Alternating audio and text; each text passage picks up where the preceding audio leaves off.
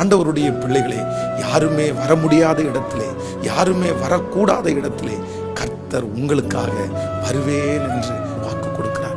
நீங்க நினைக்கலாம், இந்த இடத்துல யார் பாஸ்டர் எனக்கு வருவா, இந்த இடத்துல யார் எனக்காக வழக்காடுவா, இந்த இடத்துல யார் எனக்காக இருப்பா, ரொம்ப இருட்டா இருக்குது, இந்த இடத்துல நான் இப்படிப்பட்ட ஒரு சூழ்நிலையிலே சிக்கி கொண்டு இருக்கிறேன் அப்படின்னு யாருக்குமே தெரியாது.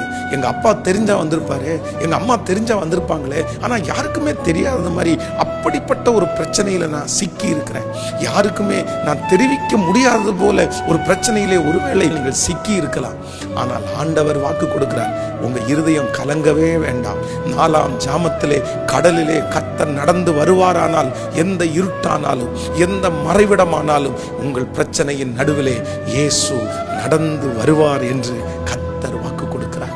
நான் நம்புகிறேன், சில நேரத்திலே உங்களையும் என்னையும் ஆண்டவர் சில தெரியாத இடத்திலே வைத்திருக்கிறார்.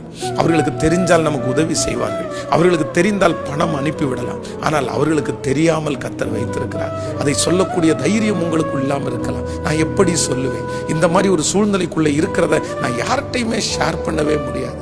நீங்க கலங்க வேண்டாம்.